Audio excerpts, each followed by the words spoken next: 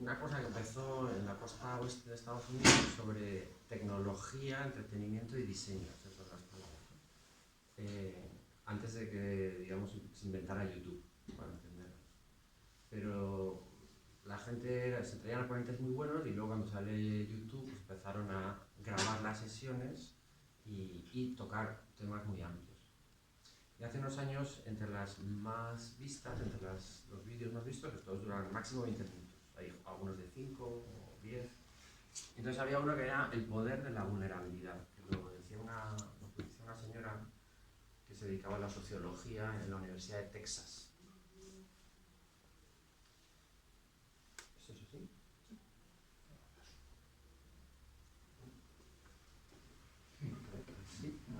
Así, ¿no? Perfecto, muy bien. Así. Sí, sí, está muy bien. Vale.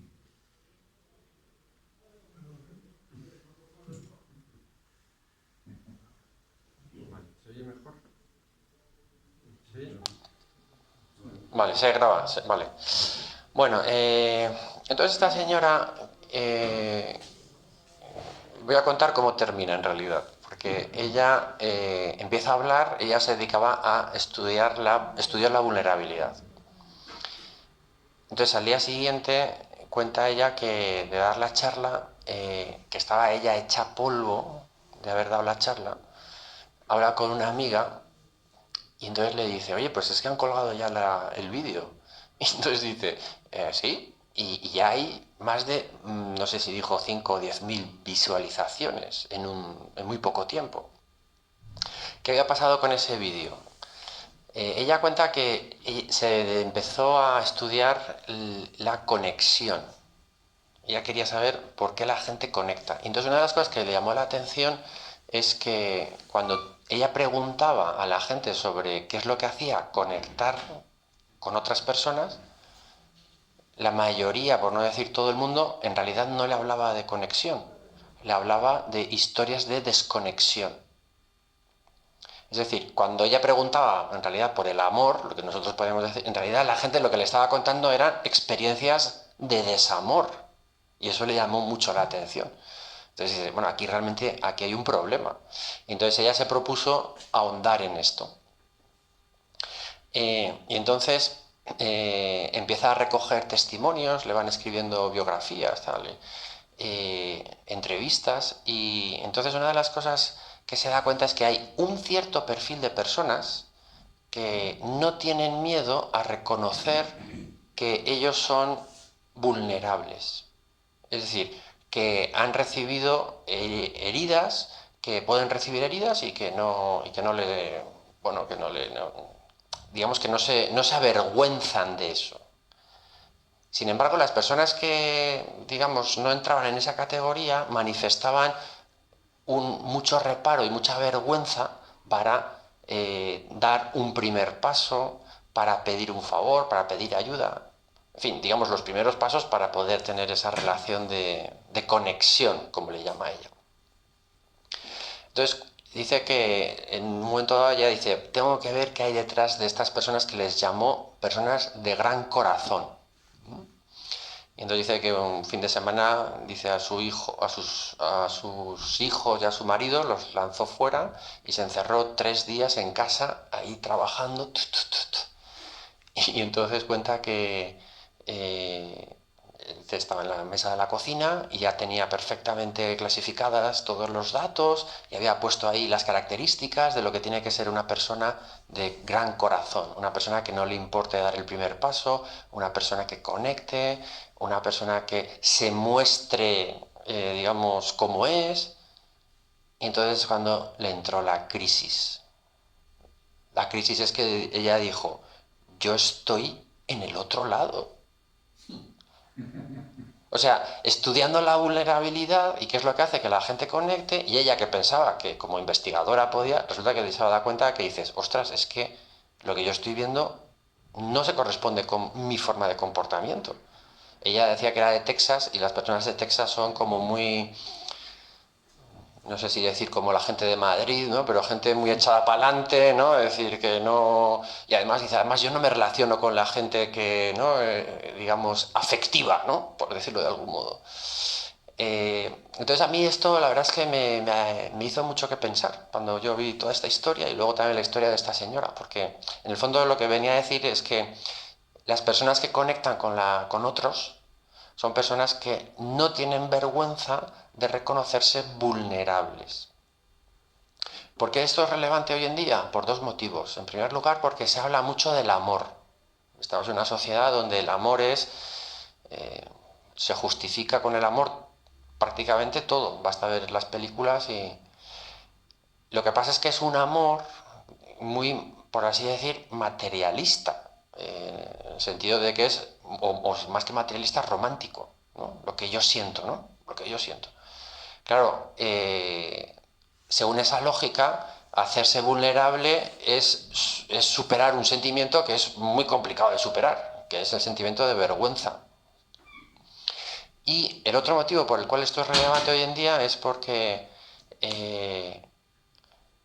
a ver cómo decirlo, lo que se fomenta hoy en día fundamentalmente es el control y la seguridad.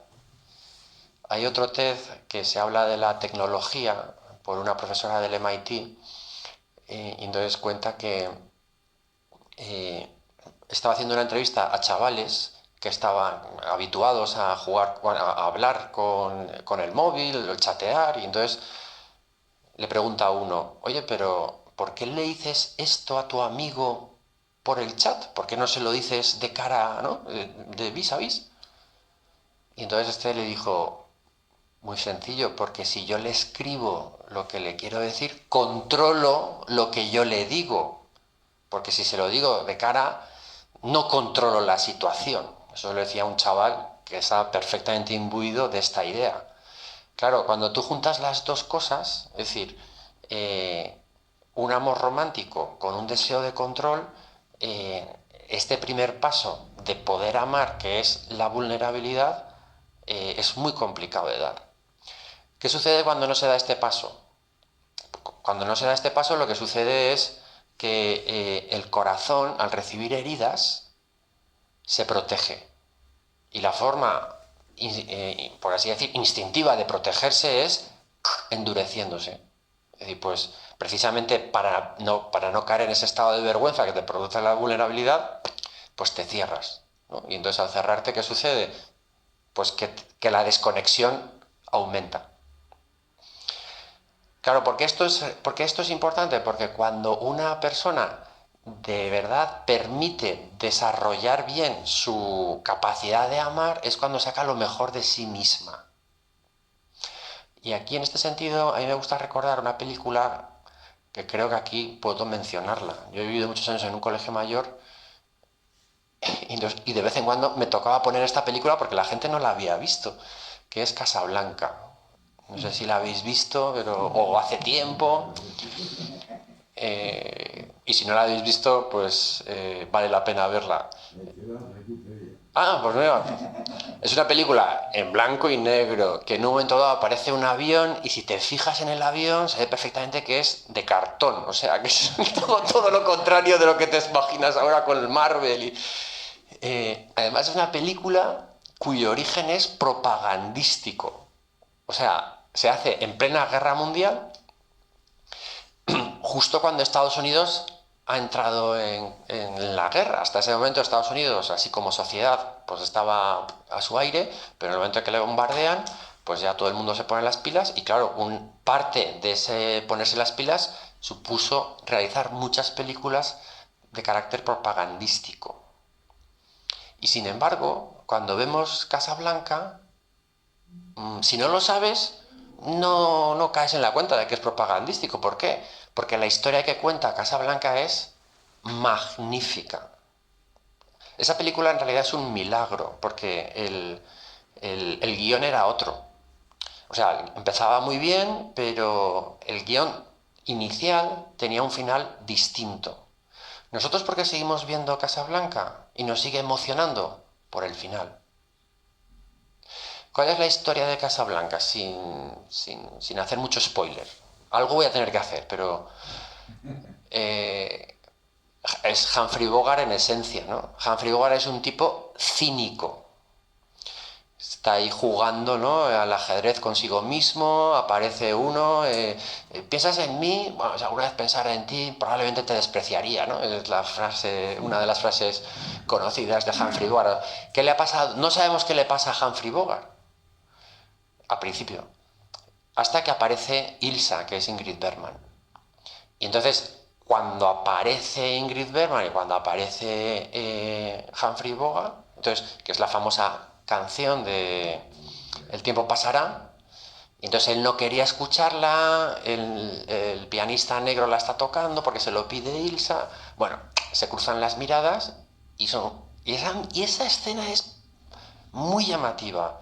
Está llorando Ilsa y aparece con una mirada endurecidísima Humphrey Bogart. Bueno, Humphrey Bogart tiene un papel que necesita Ilsa, porque ellos, Casablanca es un sitio de paso, bueno, se junta y esa es un poquito la trama, pero la cuestión interesante es que en un momento dado Ilsa le pide los papeles, dame los papeles, y él le dice, no te los voy a dar. Y entonces lo necesitamos. Y dices, bueno, pero esto es tu problema. O sea, retrata lo que sería una persona que se ha endurecido totalmente y que le resbalan los problemas de los demás. Ese es uno de los precios que uno paga si no se hace vulnerable, que es la dureza de corazón. Entonces, la conversación se va tensando, hasta que al final Ilsa saca un revólver. Estoy haciendo spoiler, lo sé, pero es para que se pueda entender mejor el final. Y entonces le dice, dame el pasaporte. Y entonces le dice, o sea, no, y tiene la pistola delante, pero él sabe que ella no le va a disparar. Bueno, no sabemos si lo piensa, pero lo que sí que sabemos es que se desploma completamente Ingrid Bergman. Y le dice, no ha habido ningún día que no me haya estado acordando de ti. Claro, esto es muy importante. ¿Por qué? Porque ese no es el relato que tiene Humphrey Bogart. Él se había enamorado de Ilsa y entonces cuando llegan los nazis a París, Ilsa desaparece, él no sabe por qué, y la ha dejado completamente tirado, y entonces ahí es donde viene la reacción de Humphrey Bogart para no amar más. Por eso se hace duro, es una persona muy sensata, que piensa muy bien las cosas, le va muy bien el negocio en Casablanca, pero vamos, es una persona sin amigos. ¿Por qué? Porque ha recibido una herida muy profunda y no quiere volver a pasar por ahí. Pero claro, esto supone que después, ante las necesidades de los demás, le resbalan. Hasta que Ilsa le dice la verdad. Y entonces ahí es donde viene la transformación del personaje. La transformación del personaje es que estaba equivocado. Ella sí que me ama. El problema viene que Ilsa está casada con otra persona, con lo cual tenemos un triángulo amoroso. Y lo que no estaba claro es cómo se va a resolver. De hecho, tú ves la película y no sabes cómo se va a resolver. Hay 2 pasaportes y 3 personas. ¿Quién se va a quedar? Esa es la cuestión. Entonces, lo más interesante de la escena final, que es la del aeropuerto, es cuando ¿quién se va a llevar ahí? ¿Quién va a firmar en el pasaporte? Entonces, Humphrey Bogart dice, vale, tienes que apuntar en el pasaporte a Ilsa y a su marido. Y claro, Ilsa la noche anterior ha estado con él, se han reconciliado y no entiende nada. Entonces cuando le explica el por qué, esto es muy importante que se lo haya explicado, y también es importante para nosotros, para admirar la grandeza del personaje de Humphrey Bogart. Ella le dice, ¿cómo que me voy yo con mi marido? ¿Y nosotros? Ella dice, bueno, no, pero es que tú perteneces a tu marido. Por eso te tienes que ir con él. Si tú te vinieras conmigo, lo que estarías contenta un mes, un año, pero al final tú lamentarías haber venido conmigo. Claro, vosotros os imagináis este final, en vez de esto creo que la película es del 43, pues en el 2021. O sea, este final, ¿cómo le explica que tú perteneces a ella a él, perdón, y por lo tanto te tienes que ir con él? Porque ahí lo que nos está mostrando la película es un ejemplo de abnegación. Que en eso es lo que consiste el verdadero amor. El verdadero amor consiste en querer el bien de la otra persona por ella misma.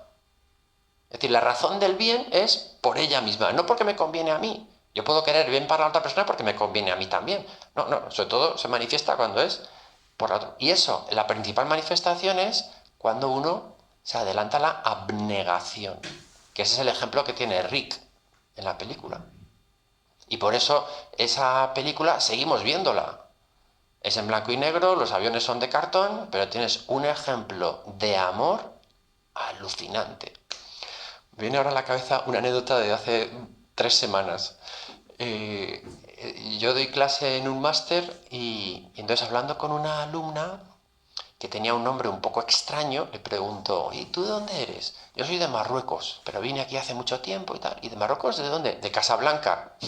Y entonces le digo, hombre, Casablanca. Yo soy, como podéis ver, un enamorado de la película. Y entonces le digo, oye, pues oye, claro, la película Casablanca. Y entonces ella me dice, lleva muchos años en España, sí, todo el mundo me dice lo mismo, lo de Casablanca y tal. Pero bueno, ya se veía que no. Entonces le digo, pues yo tengo trabajada esa película, si quieres te puedo pasar, no sé, por ofrecerme, ¿no? Yo estoy ilusionado. Y entonces me dice ella, es que ahora no amamos así. Eso es muy una forma de amar antigua. Y yo digo, bueno.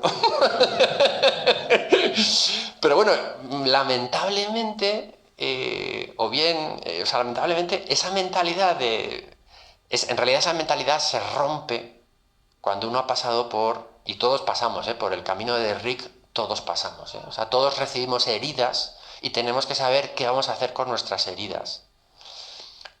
Lo que viene a poner de manifiesto esa película, en el fondo, es que Rick, que al principio era una persona desdeñosa, se transforma cuando se hace vulnerable y es capaz de llevar incluso hasta la abnegación. Porque él sabe que, vale, pierdo al amor de mi vida, pero es que además yo me voy a un campo de concentración. No voy a decir por qué, pero bueno, es que al final el hecho de que se marcharan, él se pone, digamos, a los pies de la policía. O de los nazis en ese caso. Pero claro, él asume ese precio por el bien de Ilsa. Claro, Ilsa se va, sabiendo además que él va a ir a un campo de concentración. Bueno, ya os podéis imaginar, ¿no? Entonces, cuando nosotros queremos tener todo bajo control o nos endurecemos, lo que sucede es que estamos, por así decir, empequeñeciendo lo más valioso que tiene la persona humana, que es la capacidad de hacer el bien a la otra persona, la capacidad de hacer crecer al otro, la capacidad también de inspirar o inocular esperanza en la otra persona. Y esto es muy importante. A mí una de las definiciones más bonitas de amor la da una persona que escribe un libro que se llama Más fuerte que el odio.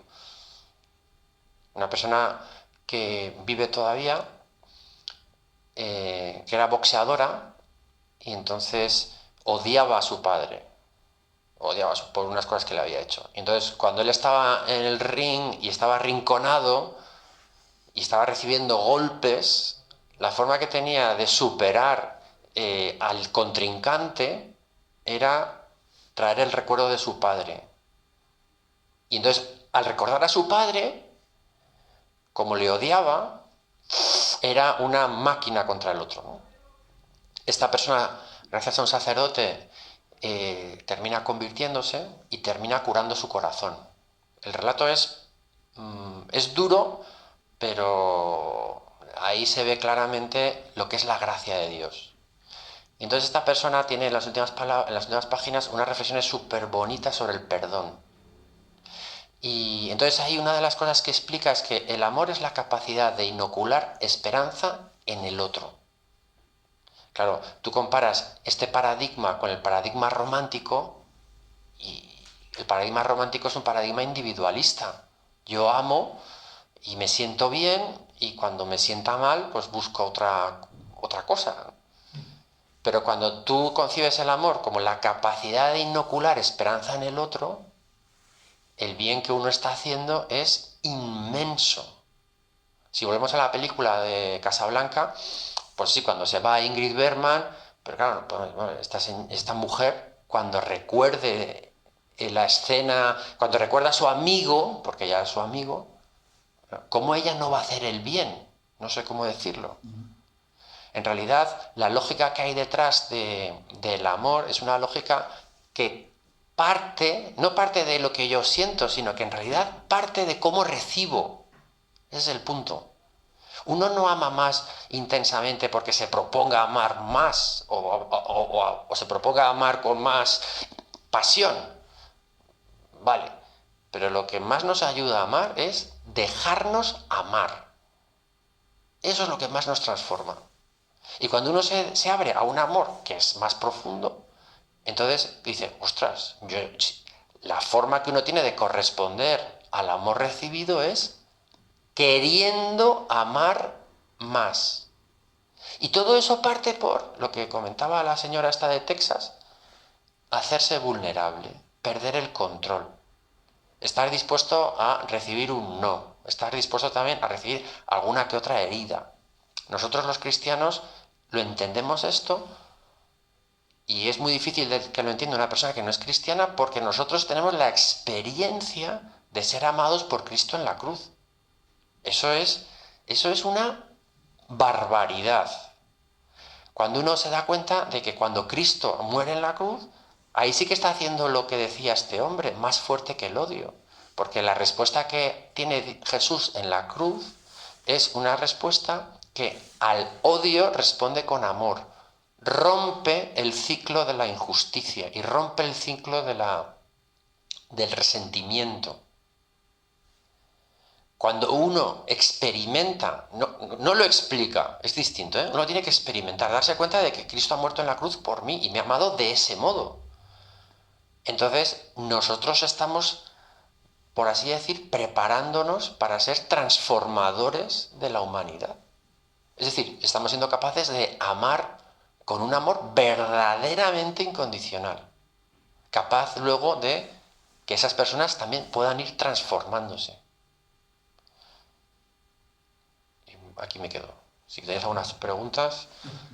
Yo sí, has dicho cosas súper interesantes. Yo me he quedado con una de lo que has dicho de los chavales de los móviles, Sí. de los audios, que eso la verdad que es cierto, así no te expones. Yo te quería preguntar a raíz de eso, ¿crees que la tecnología actual, los móviles y el universo de los móviles es neutra? No, bueno, eso es evidente que no. Evidentemente que no. Y claro, ¿y en qué medida, es que yo creo, no sé, me da la sensación de que es imposible hacer un buen uso de esta tecnología? Bueno, a ver, la tecnología móvil no es como un martillo, ¿vale? El martillo es una tecnología... Sobre todo, a mí ya me cuesta horrores. Sí. Y los que vienen detrás de mis hijos y tal, ya me parece imposible. Preguntaba neutra en ese sentido, está claro que no es neutra. No es neutra, no. No es neutra para nada. Y eso hay que saberlo. Entonces, de hecho, pues esta ha sido una de las noticias sobre Facebook recientes del mes pasado. La noticia de la semana pasada o hace 2 semanas es lo que van a cambiar, o sea, el cambio de nombre, pero no se sabe si eso lo tenían pensado hace tiempo o es por todo lo que les ha explotado. Para los que quizá no conozcáis las noticias, se ha filtrado que Facebook era muy consciente del efecto adictivo que tenía Instagram, especialmente en las niñas. Instagram es propiedad de Facebook y bueno, lo de las niñas con Instagram es una locura, sí. No sé si habéis visto si no, pues también os lo recomiendo, el Dilema Social, un reportaje que hace Netflix sobre... entonces ahí queda patente que las redes sociales no es como un martillo. Es decir, la tecnología, hay gente que dice, la tecnología es neutra y depende del uso que tú le des. Depende de la tecnología. Un martillo sí, ¿vale? Porque el martillo es, vale, pues puedes clavar clavos o puedes romper la cabeza a alguien, ¿vale? Ok.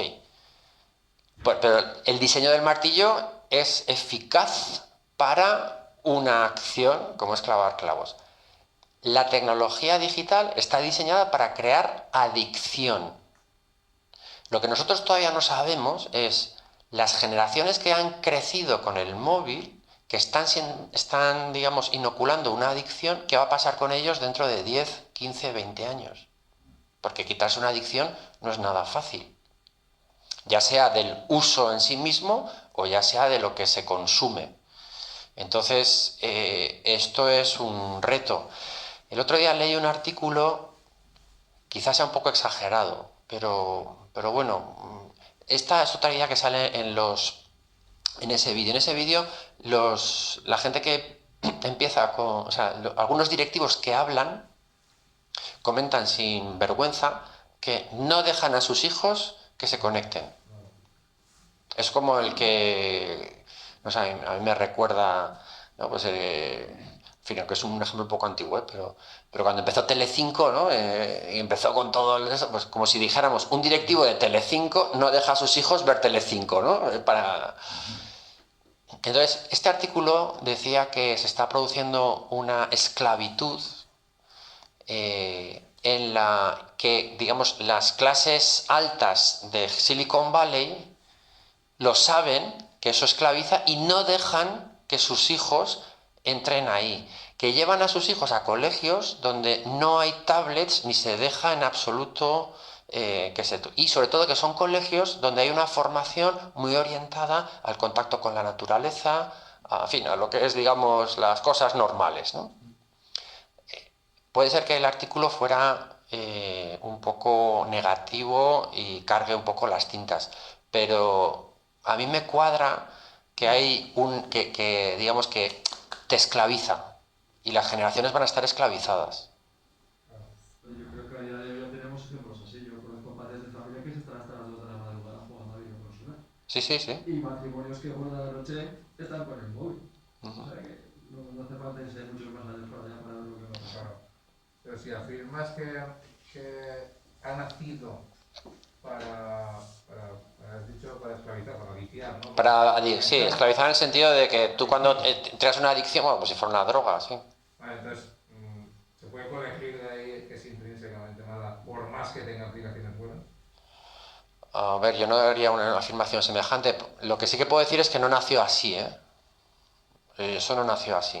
Eso, a medida que se ha hecho grande el dragón para seguir creciendo necesitaba crear esa adicción, pero los inicios no fueron así, ni mucho menos. Igual que Internet. Internet tampoco fue... Lo que pasa es que sí que es verdad que manejan unos volúmenes de dinero y unas relaciones como nunca en la vida Vamos, esto era impensable. O sea, que 1 de cada 3 personas en la humanidad esté conectado a Facebook. 1 de cada 3 personas de la humanidad. Eso nunca se ha visto. ¿Que sea intrínsecamente malo? Pues no lo sé. Lo que sí que sé es que hay gente muy interesada que está haciendo un uso perverso. Es como lo de la tele. ¿La tele es intrínsecamente mala? Pues hay programas... Hay programas que sí, o sea, era gracioso que ese reportaje lo sacara Netflix. Sí. Porque Netflix, claro, Netflix no es una red social, pero las series que te ponen crean una adicción brutal y además está hecho adrede. Y eso me parece que puede incluso ser más dañino, fíjate, porque... a ver, sin desdecir el daño que puede hacer las redes sociales, pero hoy en día lo que influye más no son las redes sociales, son las historias. Y las historias están producidas por Netflix fundamentalmente y HBO. Eso era también algo impensable hace 20 años. Hace 20 años lo que hacía Netflix era, fíjate, era enviar DVDs por correo postal. Ese era el negocio de Netflix. Pero fueron los primeros, o si queréis los segundos, el primero fue Amazon, pero fueron los que se apostaron, más que Amazon, por el streaming. El primero que hace streaming es Amazon, pero enseguida entra Netflix y... Entonces, en realidad, la identidad se construye a base de historias. ¿Quién nos cuenta las historias hoy en día? Netflix. Y por ejemplo, hablando de la vulnerabilidad y del amor, hablan bastante del amor. Pero cuando tú ves las historias de amor que te cuentan las series o las grandes películas de Hollywood, bueno, ¿qué imagen de amor nos están dando? Y está jugando con lo más valioso que tiene la persona humana. Entonces, por responder a tu pregunta, yo no diría que es intrínsecamente malo, pero sí que hay personas muy interesadas en un tipo de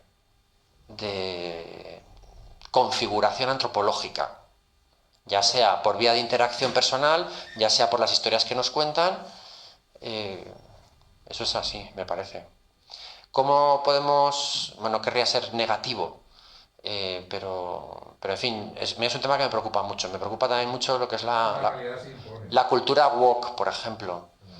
Es decir, que hoy en día hay un totalitarismo blando por el cual no permiten que haya gente que discrepe de ciertos dogmas. Vale, la cuestión está, ¿cómo nos preparamos para eso? Pues en primer lugar, a ver, yo creo que en ese sentido hay un libro que yo sí que recomendaría, reciente, que es Vivir sin mentiras. No sé si lo habéis leído, pero es un libro extraordinario, además da en el clavo, ¿eh? Vivir sin mentiras. Es de un periodista estadounidense que lo publicó hace 2 años y lo han traducido el año pasado al castellano. Entonces, él se fija en las personas que resistieron el empuje comunista en los países soviéticos. ¿Y qué hacían estas personas? Pues hacían fundamentalmente 2 cosas. En primer lugar, círculos de gente que pensaran como ellos. Porque individualmente te arrasa. Entonces necesitas círculos de gente que piense como tú y luego la otra cosa que dice es alimentarse intelectual y también con valentía. Es decir, intelectual me refiero a que no hay que chuparse el dedo, que pueda haber persecución, como la hubo en el bloque soviético. Pero la forma de alimentar bien esa valentía es tu identidad cultural, tu identidad religiosa, y luego no claudicar con la mentira. Por lo menos desde, digamos, físicamente. Eso te expone, volvemos al tema de la vulnerabilidad. Pero es un precio que antes o después nos lo van a pedir. ¿Tú te callas o hablas? Claro, el problema es que tú vas a convivir contigo mismo. Y eso, claro, también, si tú no dices lo que piensas... Pero en fin, no quiero ser negativo, pero sí que estoy de acuerdo contigo que estamos en un mundo agresivo, con un totalitarismo blando, donde lo que dice este hombre es que se están basando en la idea, que es un libro estupendo, del año 66, que se llama El triunfo de lo terapéutico. Lo cita, que es Philip Rieff. Entonces, Philip Rieff dice, una de las consecuencias que ha tenido las doctrinas freudianas de Freud es que ha asociado la felicidad con la salud. Yo solamente voy a ser feliz si tengo salud. Y de hecho, todo el tema sexual al final lo reduce a que si tú te reprimes vas a acabar neurótico, ¿no? Esa es un poquito la raíz de la neurosis, es que tú te reprimes, te dices que no. Y entonces, como no, pues entonces la salud es lo importante. Entonces, él dice, el tema de lo terapéutico, hay que evitar el sufrimiento. Y entonces... el modo que tiene el totalitarismo actual de dominar a la gente es por el miedo a sufrir. Respuesta, tenemos que prepararnos para saber sufrir. Y eso te encaja. La eutanasia, ¿cómo se justifica? Es que si sufres no hay calidad de vida. Eso es mentira. Porque la vida no es solamente la vida física, hay otras cosas de carácter espiritual.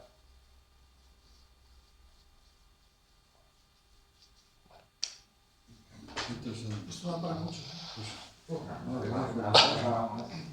Nada, Pepe, gracias a vosotros.